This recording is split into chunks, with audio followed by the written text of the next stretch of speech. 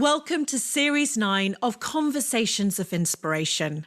Looking back to when we started this podcast, I'd never have dreamt we'd now be interviewing our 80th founder.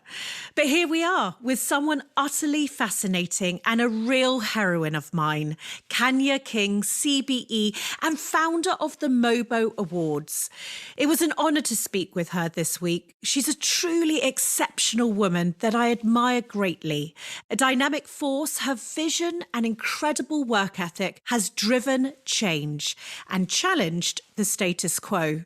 I couldn't wait to hear how Kanya started her journey, collecting bottle tops to sell at just 7 years old to building a brand that's grown into a national institution. Her story's remarkable and a reminder to us all that with passion and determination, anything is possible.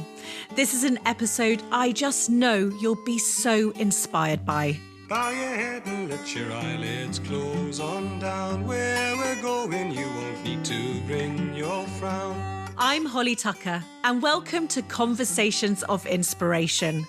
Back in 2006, I founded Not on the High Street from the kitchen table, and since then I've gone on to launch Holly & Co. I'm the UK ambassador of creative small businesses, and I believe that having a business doing what you love is the key to a happy, fulfilled life. My dream is to help everybody start theirs. I'm here to offer advice, inspiration, wisdom, and encouragement. And in my view, the best way to do this is by sharing stories. So I've reached out to my favourite small businesses, entrepreneurs, and those who simply inspire me and asked them to share theirs. With thanks to Natwest, who have helped bring this free podcast to life. Here are my Conversations of Inspiration. Kanya, thank you so much for your time today. I know we've been trying to do this, I think, for a couple of years, and our timings have just never worked. And Kanya, you are absolutely, I've never let you get off the hook because I kept on saying, no, but I have to capture your story. You're like the most amazing, renowned entrepreneur, founder, and totally an inspiration to me. So thank you so much for your time today. Honestly, Holly, it's a privilege, and I feel humble even being asked. And I agree, we're aligned now. And, I've always been so inspired by the kind of work you do, who you are, what drives you, and this fantastic platform that you've created. So it's equally a joy to me as it is to you. So thank you. That's so nice of you to say. We're in 4 months of lockdown now. Can you even believe? I mean, I was speaking to someone the other day who thought it was only going to last, a month or so. So we're 4 months in. How's this time been for you, and where are you recording? So I'm recording this from my humble abode in London, and I have taken some unusual pleasures from working from home. One of the things I don't miss is the kind of commuting. So our offices were based in King's Cross. And, the travel time that you spend going into the office day and in the evening, and also the many, many meetings. I mean, there's so many meetings I used to have face to face. I've saved so much time. I've prioritized more focused. And I think hopefully this period has given time for a lot of people to kind of reflect on what is important to them. What do they value in their life? What do they cherish? What is meaningful? It's so interesting you say that. So many founders that I've interviewed throughout this period of time has said exactly the same. The meetings have gone out of the diary. They were able to focus on what they're great at. And it's been a real blessing for them, actually.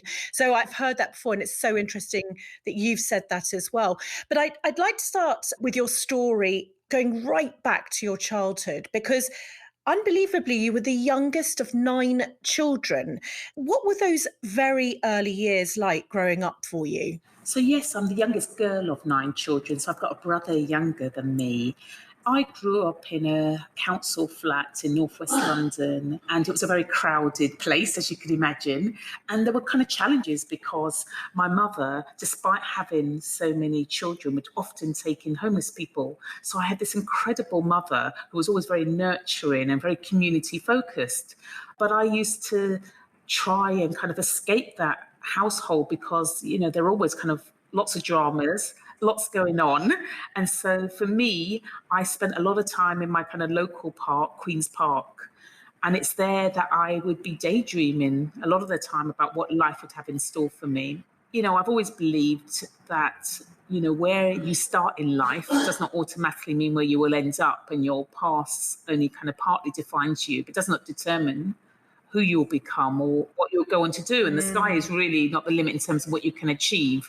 You are. And I think having so much time that I spent in my local park just allowed me to kind of think in time. You were daydreaming, you were visualizing. And it's interesting, isn't it? Because actually, it is such a key tool, isn't it, to determining what your future could look like. Well, I realise as you get older and you have the pressure of life, most of the time I do not have that precious thinking time. And I look back on that idyllic period, and I think there was so much time to kind of reflect, refuel, and do things and spend time with family and friends, which was so important to me, especially at that kind of young age. I read that when you were 7 years old, you began to find ways of making money, collecting bottle tops and selling whistles. Where did that work ethic come from? And was it due to necessity? Oh, it was very much due to necessity. I remember waking up and always feeling fearful that we might get kicked out of our house because we couldn't pay the bills or bailiffs would turn up. And it was kind of a really stressful period. So it must have been about the age of 8, whereby I was in my local park and I realised that if you collected Coke bottles and you handed it to the kind of local cafe, they would give you, I can't remember what it was, it might have been 5p.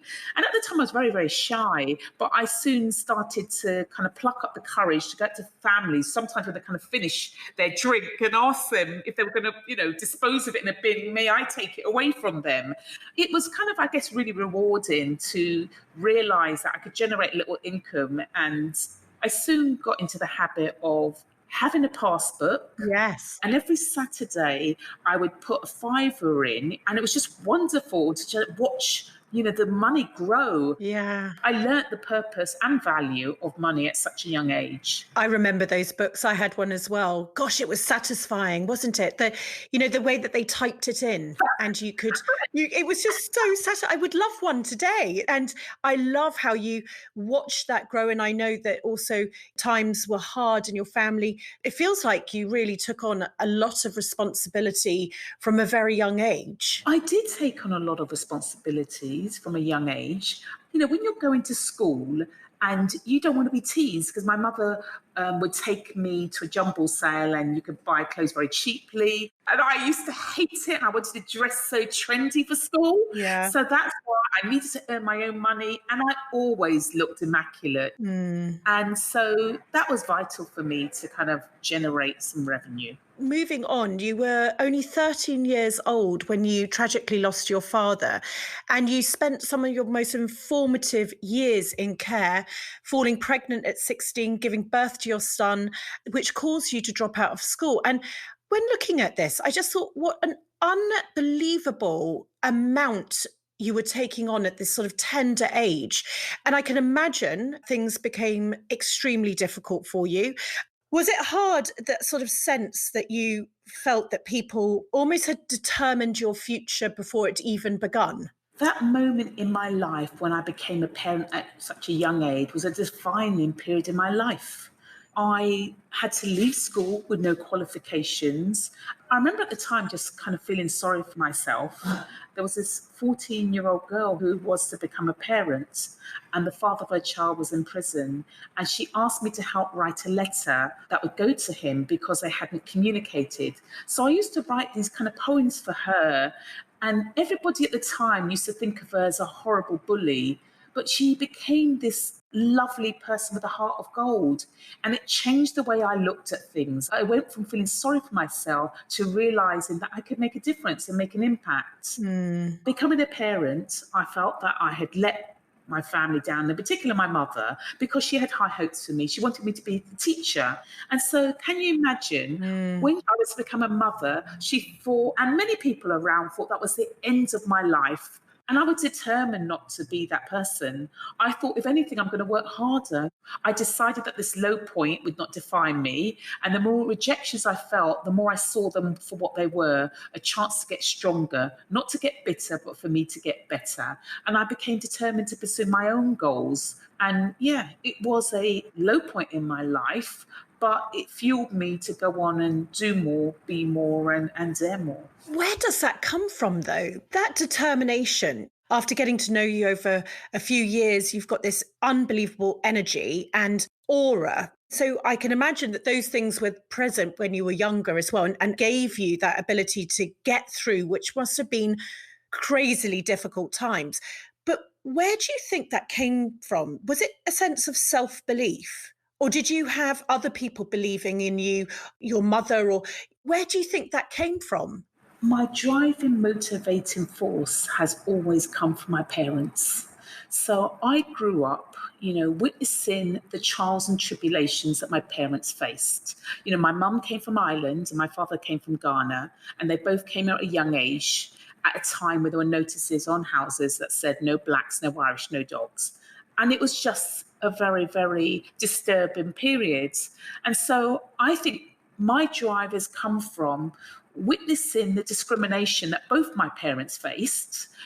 My mother being ostracized from her family and friends for marrying someone of colour. And my father, he seemed tall to me as a young person. But he was a tall, elegant man. He had a strong African accent. And, he couldn't get a job. The discipline that he gave to me, he was always telling me to have good manners, to be the best I can be. But you know what? Growing up, I was surrounded by negative images of Africans or positive black representation. And it's kind of confusing because being African wasn't seen as positive. And yet you were having this experience at home. Which is very different. So for me, my drive has always been, however difficult things are for me, they will never be as difficult as what they were for my parents. My mother didn't have the freedom of choice. So I made a decision that I was going to be financially independent. People get caught up in that cycle of generational poverty and often in survival mode. And they're focused on what challenges greet them each day, whether it's buying food, paying the rent, or taking care of a health problem. And that was the daily life of my mother. And so I made that decision from an early age that would not be my life. I was born into a time when there was more equality of opportunities for females, and she did not have that. Oh, you're so amazing. I just sort of want to say that just halfway through the podcast. Just the amazing woman you are. It's so interesting, listening to founder stories, John Bird from The Big Issue, lots of people having poverty at the start of their lives. But for some, they see that as no, this is not me. And it's that was sort of inbuilt in you when you were young. But you went back to college to study English, and then you went to work as a television researcher. And it was in the mid-90s that you were working very hard. And it was at this point that you saw this gap in the market, an idea to create an event that celebrated urban and Black music and its stars. Initially, you were told, and I can only imagine what you were told, that this would not have an audience. And I'm sure finance was very difficult to secure. Would you just tell me about this moment that you socked it to everybody? So in the early 90s, there was a need for some kind of platform to celebrate the kind of diverse music genres that the establishment at the time was not celebrating or even recognizing. I was prepared to kind of make all the necessary sacrifice to achieve this goal. My vision at the time was to create a platform which would change the music industry, help represent a diverse range of music, and showcase emerging talent, which would then hopefully go on to achieve sustainable success. And yes, at the time, I was told, there's not an audience for this type of music. Black music doesn't sell. Brands would not want to be aligned to this. It was too risky. No one would support it. And that negative noise around me was just so loud. But in spite of all this noise, I just talked to all and sundry about the idea. because in some ways I was hoping that someone else would do it. It was something I wanted to be part of. It's not something I set out to do myself. Right. When you believe in an idea wholeheartedly and you set it as that overriding goal that you want to achieve, I guess you use every opportunity to research, refine, and tune how you can make it work. And that's what I try to do every step of the way. In the last series, I gave you the chance to win a one-to-one mentoring session with me, and I am thrilled that I'm doing the same this time. Plus, there'll be 10 opportunities to win specially tailored business mentoring sessions from the Natwest Entrepreneurship Managers. This team have coached tens of thousands of startups and business owners across the country, so they know their stuff. To be in with a chance to win, all you need to do is sign up to the Natwest Business Builder using our code. The Business Builder is a completely free e-learning site full of information and advice covering everything from well-being to finance. Head to natwestbusinesshub.com/Holly Tucker for all the details. Now, as you know, each week we run a competition with Natwest, who give away their ad break to small businesses and independents. They truly believe in the power of small and want to give you the opportunity to showcase your business to tens of thousands of listeners. So without further ado, let me hand over to this week's Natwest Independent Ad Break winner. Hi, I'm Evie, formerly an events professional, but now the co-founder at Sugarfix London, and we have been working around the clock to supply a product that has totally vanished from UK retailers since March 2020, luxury pick and mix sweeties. Our story began at the beginning of lockdown. I'd lost my job, and me and my boyfriend settled down for a film, were craving something sweet, but didn't want the hassle of venturing out to the shops. So we set about creating a service online and on Deliveroo that would deliver our favourite pick and mix sweet selections to customers' front door. We've heard some amazing stories so far, from granddaughters sending sweeties to their grandma they couldn't see, or sons sending sweeties to their father who lived in a different household. We'd be so grateful for your support. To get your sugar fix covered, please visit our website sugarfixlondon.com and follow us on Instagram at sugarfixlondon. Thank you so much for making our dreams come true. If you'd like to take Natwest up on their generosity and be heard by tens of thousands of people, we've created more information on what we're looking for at our website, holly.co. Now, let's get back to our conversation of inspiration.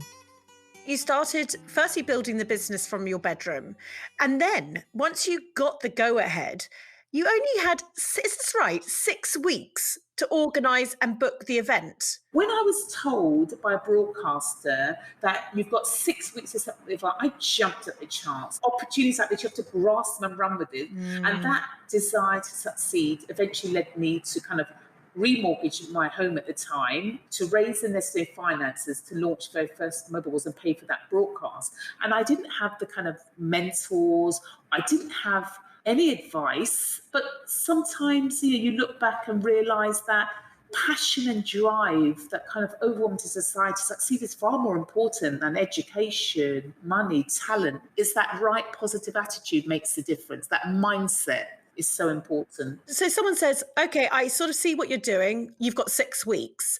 How did you even start to pull it together? Well, first of all, I had to move and find an office because at the time I was working from my bedroom and it's like, can you imagine? So I managed to, meet like this communication company who agreed to give me desk space.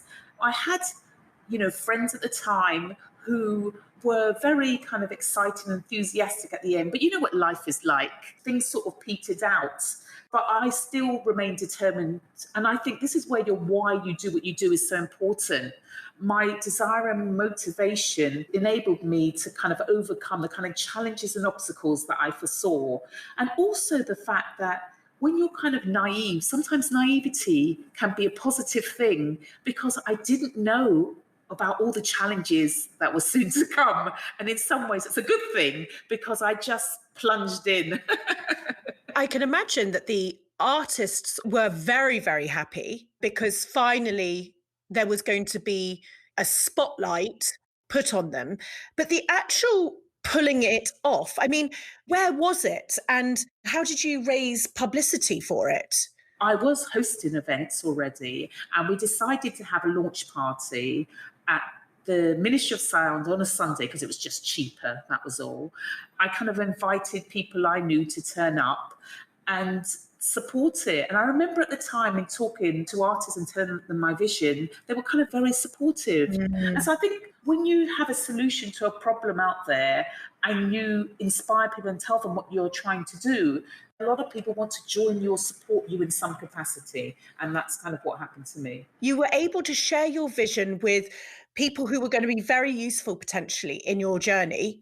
And you were able to sort of quite efficiently tell everyone at one point in time, this is what I want to do. For people who are listening at the moment, whether they're dreaming about an idea and they're saying to themselves, you know, I know absolutely fuck all about this. You know, I have not a clue. What would you say to people listening about how to quieten the voice that tells them that they need to be an expert in something before they start? You know, the initial plunge is often the hardest one.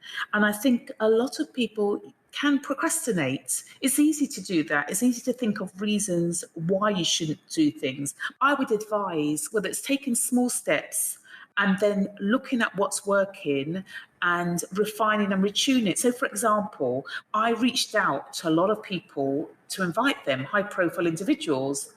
And a lot of the time I would get like a no, we haven't got enough time. Yeah. It's easy for them to give you reasons why they cannot get involved. So I remember at the time when we were reaching out to Tony Blair's office, and at the time we were told that there's no way, you know, he would be able to attend. So I said to them, well, do you mind if we keep in touch with you just in case, the kind of small chance that things might change? Now, I've always believed there's a fine line between being a pain and persuasive. And so anytime we had some good news, I would share it with them. So when Lionel Richie, who was picking up Lifetime Achievement Award, confirmed that he was going to be attended, I was able to share it with them. And then before you knew it, I heard back from his office and saying, wow, actually him and Sherry want to be there. They've rearranged their schedule to attend. Right. So my advice to people is be prepared for a lot of rejection. Be prepared to many people saying to you no. But when I hear the word no, no means to me not over. The conversation is not over. So I will take advice, take the guidance and tools that have been given to me and go back and reapply it. And often that no becomes a yes. I mean, is there not a better line ever for entrepreneurship? NO, not over. I mean, that is just unbelievable. I love that. I've got shivers. Going back to the MOBOs when they first aired, this music at the time was seen as quite niche. And there you were, this sort of great slot on primetime TV that must have been such a pinch yourself moment.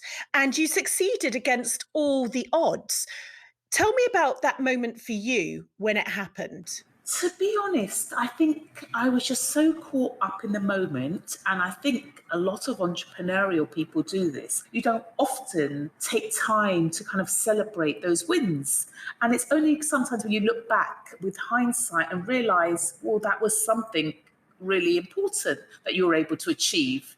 Of course, I was proud. I mean, the event was a huge success. And, you know, we'd overcome lots of hurdles to make it happen. And I had taken enormous risks because, you know, the broadcast had said, we've got good news and bad news for you in terms of putting this event on. They were giving me a broadcast slot, but they were saying that they had little budget. And so, of course, you know, I had to get the money where I could. You know, putting your own money into your own venture, it's not something I would recommend to everyone. But what I would say, it certainly gives you focus. You know, It certainly does. my plan B became my plan A. Do you know what I mean? I didn't allow myself to fail. I had put all my money into this. Yeah. And I was so and make it work. Just for those who can't remember that first event, can you just summarize what happened on that event? So on our very first show, we honoured everybody from Jazzy B, from Soul to Soul. I still remember his speech where he said, I've been over 10 years in this business and this is the first recognition I've ever got like this. And he was selling so many records around the world. That to me made us realise that what we were doing is working. We had everybody, whether it was from politicians or people from the sporting world or from film, everybody kind of came together. It felt like there was this phenomenal solidarity standing up against injustice and inequality out there. And, it was just an incredible moment. And even now, I often meet people who've said it's inspired them in some shape or form. And I think that is really, really important to me. It's really important to me that we help thousands of people, not just talent, but giving people their first opportunity, whether that's getting into, music or whether that's getting into another creative sector. Gosh, the event, as you were just saying there, it transcended division in our society, both racially and culturally. Your driving force, you said it came from when you were a child, you watched your parents, what they were having to go through. Do you think that now over time that the awards have done that? Do you feel that you have started to make that change and that difference that you really wanted to from that beginning moment that you visualized the MOBO Awards? I guess from day one, as an organisation, we've always been about those motivating people to be the best they can be. And our ethos has always been that any person should have the opportunity to discover their passion and fulfil their potential. So I wanted every young kid in every bedroom, in any classroom, in every family, in every community to be given a chance to think big and be inspired. My purpose has always been to find ways to empower creative people, especially those from backgrounds similar to mine, to be able to live up to their full potential. And really, in order to help others avoid a future of missed opportunities and regrets. I went to a state school, and sometimes when I bump into friends of mine and we talk about people we went to school with and I ask about what happened to them, sometimes they say to me, oh, such and such is in prison or such and such is, kind of lots of negative things that happened to them. And I think back to the talent, the phenomenal talent that they had, and realise that it's just so wasted. I've always believed if you can do whatever it takes, however long it takes, and refuse to quit, if you can get that kind of support and have a platform, then success is a matter of time. I've never had extraordinary talent, but simply because I just refused to quit. And that is, I guess, a message that I've always wanted to pass on. What a message that is. And talking of negativity and not wanting to quit, I can imagine that you have also been up against negativity about the awards and the platform celebrating an area where no one had really focused in on. Tell me about how you sort of combated that and dealt with that negativity that must have been coming your way or potentially still does. Yeah, there are so many obstacles and challenges that have needed to be overcome. And a lot of the time, they're kind of outside of your control. And so I have a saying that I say to myself, don't get bitter, get better. So I think if I put my focus and energy into just being better, whatever we're doing, putting everything 110% into whatever we are doing, and I just block out the kind of negative noise because I put all my energy and positivity into doing things that I can control. And that is such good advice. I'm listening to you and it's like, don't get bitter, get better. NO is not over. And I look at those two sort of sound bites. You're sort of summarizing the Bible of an entrepreneur. It's just absolutely amazing. And when you actually looked at your ability as this growing woman of talent, and you say you didn't have the talent, but I beg to disagree, you started building this unbelievable platform for so many people, so many artists. It's grown now into so much more than really the awards, hasn't it? It's driven change within industry. Brands have completely established themselves about championing diversity and inclusion. And actually, these touch points and sort of cross music, fashion, media, society. And when you look at all of that, do you feel that that's exactly where the vision was going? That it was going to be bigger than the awards? It was going to become sort of basically what, for a better word, a movement? It's always been important for us that we would create something that was aspirational, because the aspiration element further applies to everything from giving platforms and opportunity to people who wouldn't otherwise receive them. So, for example, what we've tried to do is everything from work experience at the awards show to multiple opportunities in terms of development, fellowships. We have so many different initiatives that we have partnered with other people on, whether that is our MOBO Help Musicians Fund, which is about offering a package of support for professionals, creatives, and enabling creatives to explore working innovatively through business or through digital methods, or whether it's our partnership with London Theatre Consortium, which is about helping mid-level executives of colour to be able to demystify leadership and go on and run by working closely with all the phenomenal organisations, those amazing theatre organisations who are part of that collective. MOBO kind of evolved. I guess one of the strands is we are kind of like a media and entertainment company driven by cause, creativity, culture and community. Mm-hmm. And as a kind of vanguard of cultural diversity, we've become that go-to partner for driving, whether it's inclusion and diversity, not just in music, but in film and across wider society. We've partnered with the NHS on social campaigns. We've worked with many different people. People care about MOBO, what we stand for and fight for. And this is, I guess, recognised for our inclusion in bodies as well as for our kind of vast network of influencers who share our values and principles. Do you feel such a weight of responsibility on your shoulders? I try not to think about that too much because, otherwise these things can kind of overwhelm you. Mm-hmm. If ever I'm feeling overwhelmed because I have so many things going on, it's amazing how just taking a little bit of time out, things become crystal clear.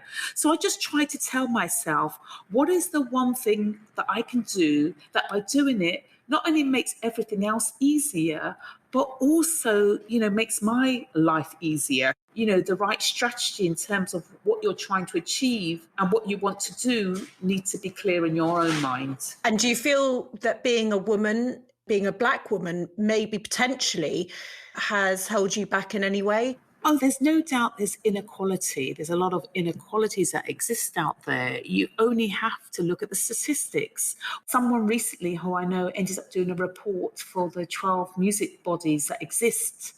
And, there's not any Black females, there's not any Black chair people on those boards. And just the representation for females and people of colour are very poor. So that needs to change. It has to change. All the current protests we've seen against racism towards Black people has rocked the world. For the first time in my lifetime, I have seen corporations who have spoken out very publicly and are pledging to make sustainable changes. These events are symptoms of such deep and long-standing problems in our society. This, for us, gives me more strength and power and influence to want to just do more. I was going to mention that during the Black Lives Matter protests, I read your incredibly powerful open letter called An Inconvenient Truth. And you spoke of an experience that you had back in 2002 when there was false reports about riots at your events. And that actually was catastrophic for you, losing sponsors. You nearly lost everything that you had built. And the letter also spoke about the experience you and your family had growing up and facing discrimination. That letter was very personal to you.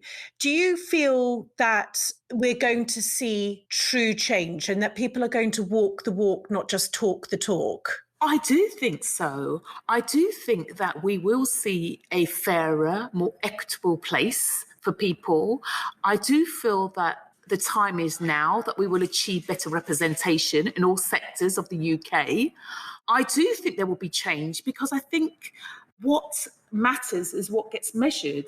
And I think young people in particular are ensuring that companies out there are walking the walk and not just talking the talk. And for us as an organisation, what we've tried to do is to see how we can work collaboratively with everyone. We have tried to kind of force closer partnerships with organisations who want to kind of develop all talent, who want to increase the number of Black talent, who want to work with Black-led organisations. We want to work with organisations who want to break down these barriers, and that's really, really important for us. And I think the Black Lives Matter movement has galvanised so many companies to reflect, connect, and I've never seen this kind of public solidarity before.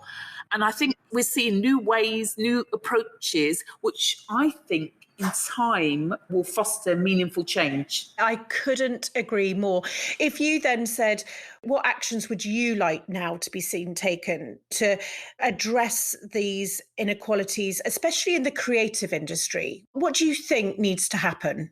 It needs to be top-down and bottom-up approach. You have to start at the top. Mm-hmm. You have to start on the boards. I remember in 2015, we worked with the Creative Industry Federation and we produced a report about diversity, including a lot of the findings that were already out there. And I remember David Oyelowo, the actor, speaking at our event, and oh my gosh, his speech was so powerful. I mean, he talked about there being the importance of curators of culture. He talked about the films that he'd worked in. How had there not been that diversity of thought, how the protagonists and the main storylines would have been very different. And it's so important to kind of reflect all stories because that impacts how we think and see about ourselves. So I think it's important for us to see that kind of positive representation of everybody and all our stories and that everyone is at the table. Obviously, we need to see entry level. We need to see the kind of pipeline of talent and kind of support it and represent it.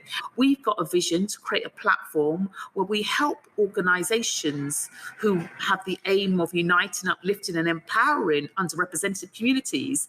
What we're trying to do is create a kind of curated and platform committed to giving to and shine a spotlight on Black excellence.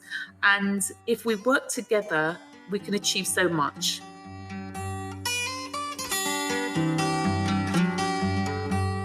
Year, together with our friends at 3, we're working to make business dreams come true.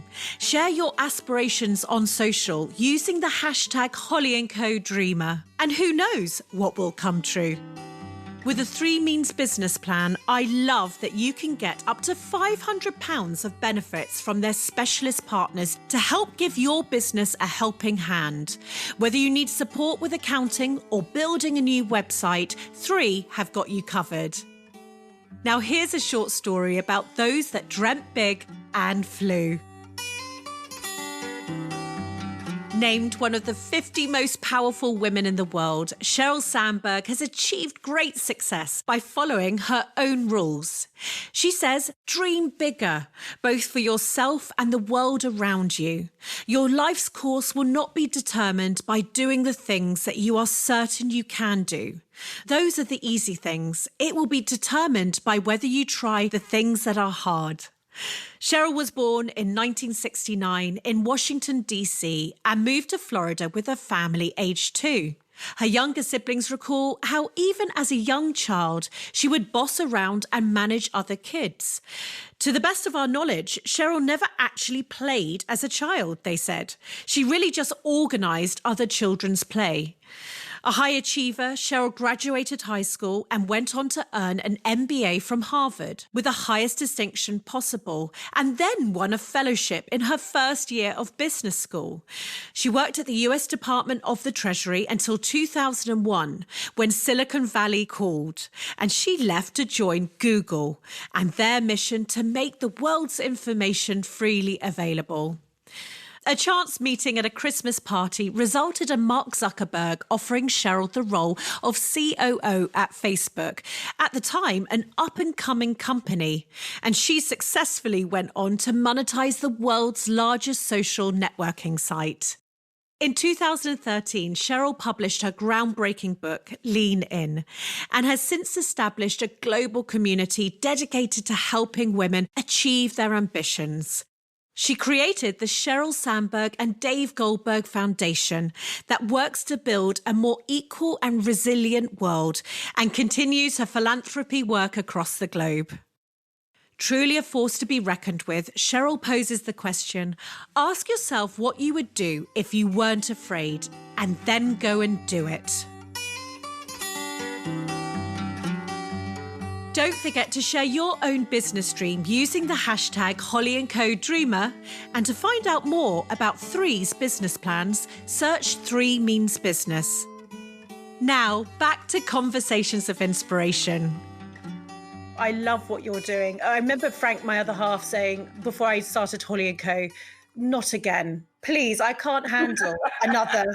You promised me not again. I don't know if I can handle you doing this a second time.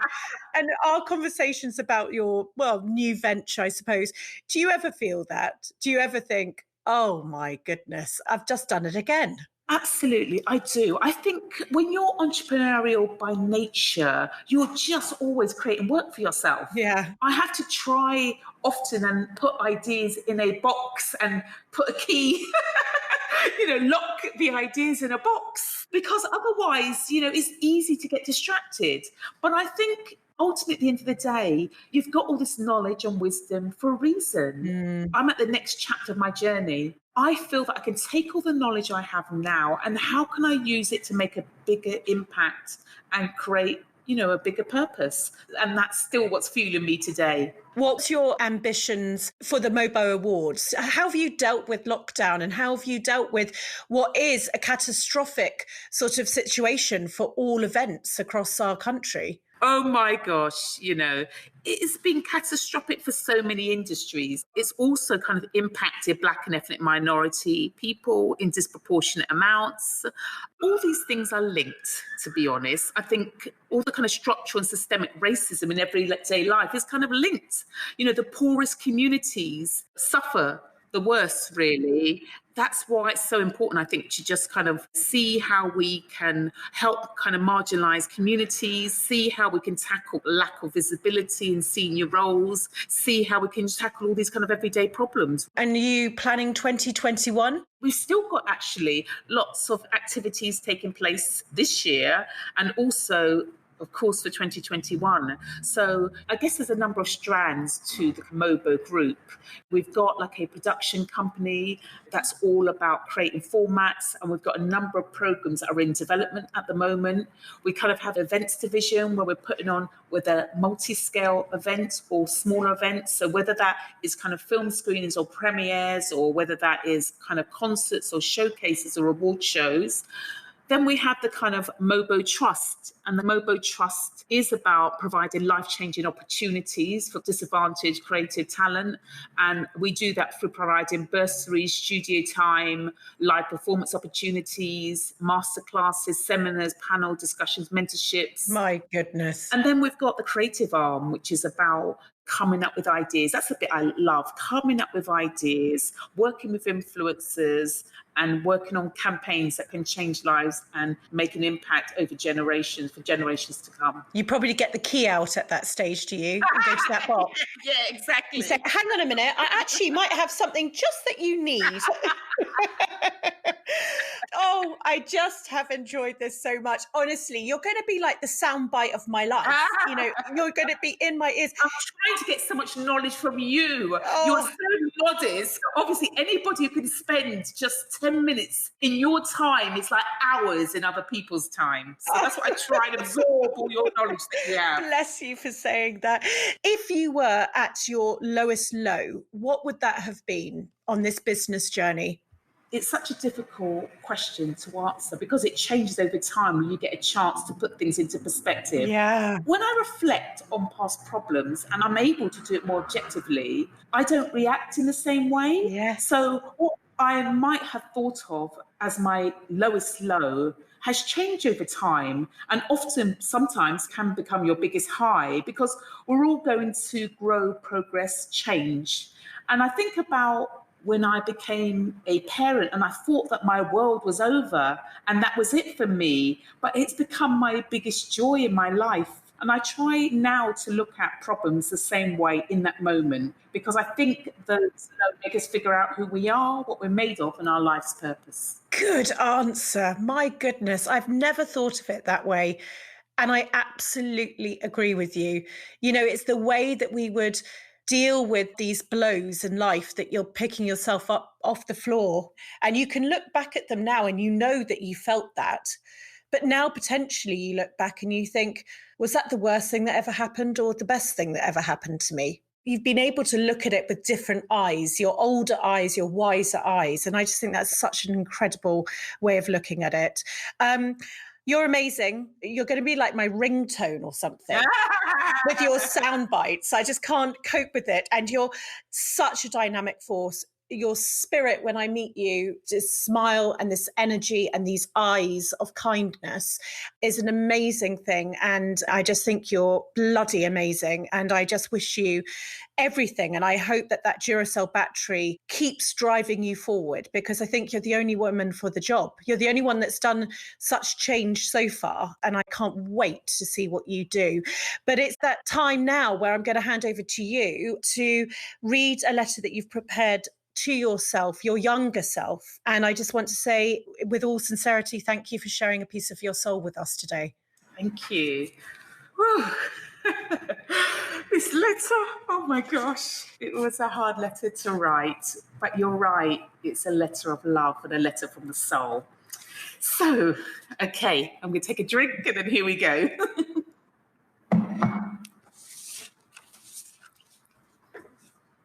Dear Kanya, I'm writing this letter to my younger self to say that you have no idea how hard you're about to work, how much you will need to sacrifice for the resilience that you will develop to cope with the journey ahead. But it will all be worth it in shaping you as a person. You will get more than you expected, and you will be better than you think you could ever be. You are on the most incredible journey. I'm sure a lot of people remember their first week at primary school. You vividly do, as this was your first time. You were consciously aware of feeling different. You were excited when the teacher announced to the class that we're going to have a play at the end of the year, and she wanted everyone to participate. You were told they were going to perform Snow White. So when the teacher asked who would like to play Snow White, despite your incredible shyness, your hand shot up straight away, as you absolutely love drama, even at a young age. When everyone slowly turned their eyes on you, it dawned upon you that you weren't actually white. So you slowly lowered your hand and felt thoroughly embarrassed and ashamed. This was your earliest memory of realizing that you were different from the rest of your class.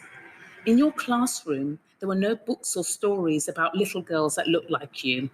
All of the princes, princesses, and heroines you read about were white, and you were often teased and asked what it was like to have one black parent and one white parent. You didn't quite know how to answer that, as you didn't know any different. So you'd say, what's it like not to have that? All you knew was that to be seen as being pretty and being popular in your class, you had to be white and have European hair.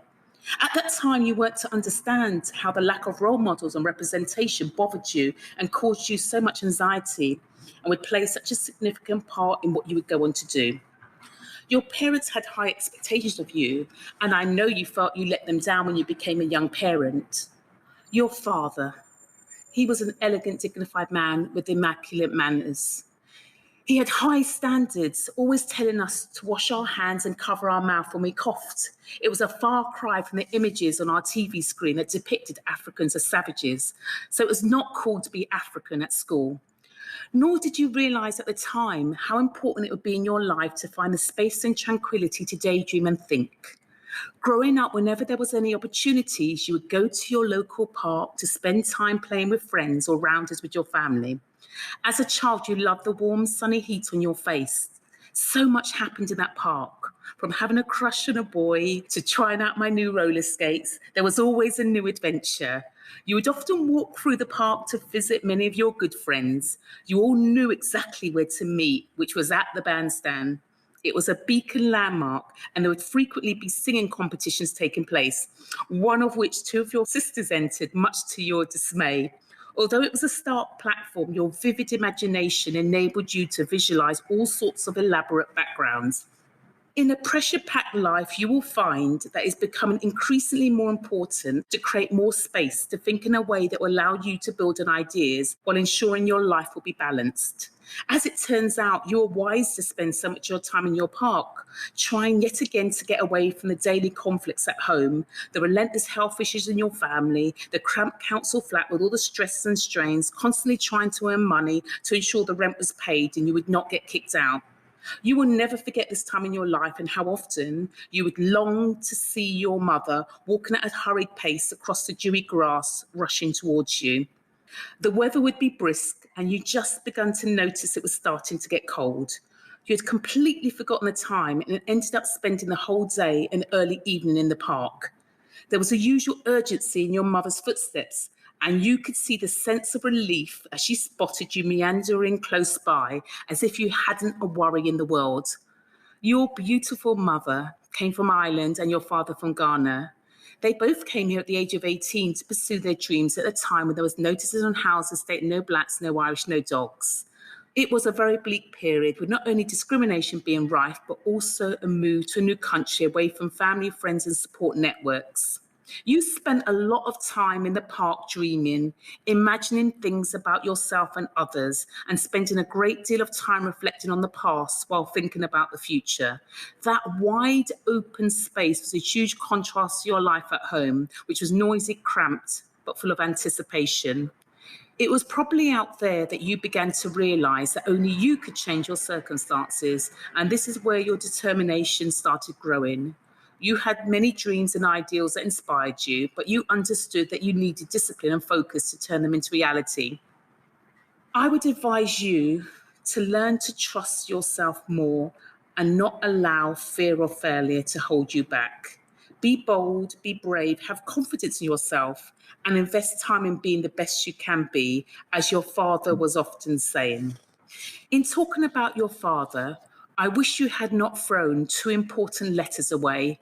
The first letter was when you wrote to him after going into a care home, when your mother had a nervous breakdown and left home, followed by the rest of your siblings. Your father kept you off school for a few days. He was worried that your older sister would come and find you, and yes, she did. She asked you to choose between staying at home on your own with your father or being with the rest of your family and finding your mother. You chose to go with them, but suffered enormous guilt. So you wrote a long letter to your father, apologising for causing him so much grief. It ended up in a bin when we found it after your father's death. Your little brother teased you so much about it, you left it there. Why were you not mature enough to have held on to it?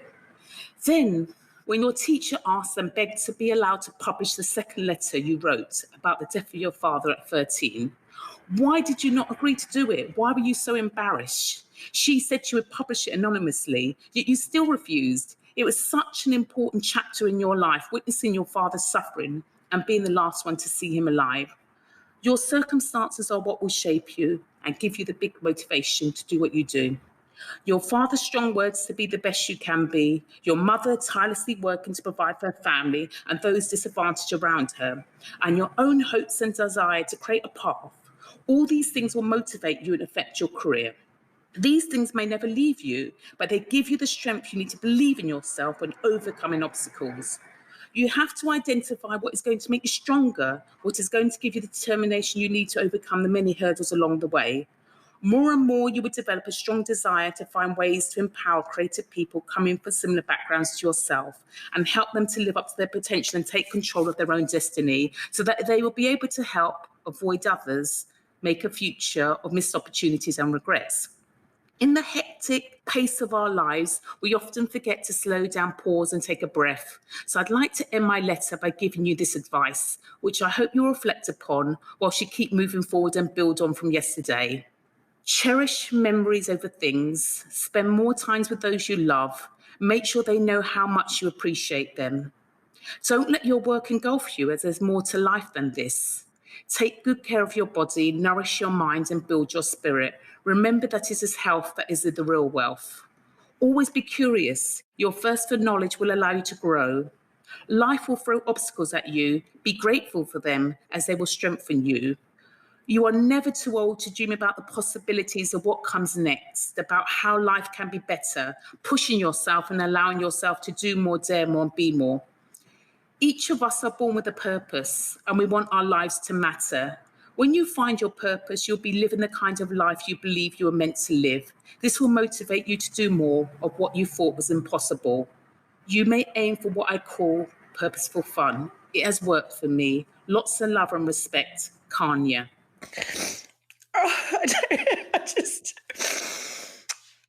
What a beautiful letter. The fact you shared some of those stories with us all listening is this power of being vulnerable. And I thank you so much for being vulnerable and sharing those things with us about your feelings for your father, about the feelings of being that little girl who wanted to be Snow White, and what that must have felt like when everyone turned around at you and looked at you. I now think about her realising that she becomes you and how absolutely proud she would be, and how she knew that. That's why she visualised all those things in the park. And I just thank you from the bottom of my heart for sharing so truly honestly with us all today. Thank you, Holly. Thank you. Thank you very much for inviting me to be part of this incredible platform you've created. Thank you. Oh, that's a wrap. I'm going to cry all day.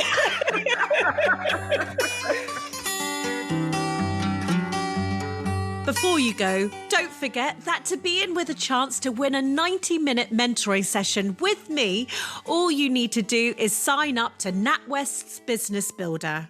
It's packed full of videos and advice to help you build your business and give you the tools you need. To find out more, head to natwestbusinesshub.com/Holly Tucker. And if you've enjoyed this episode, if it's helped you along your journey or inspired you, would you mind rating and reviewing? Your support means the world to me. It really does spread the word and will help inspire even more people to build a life they love. And if you want to hear all our latest news, you can sign up to my weekly newsletter, Holly's Desk Notes, over at holly.co.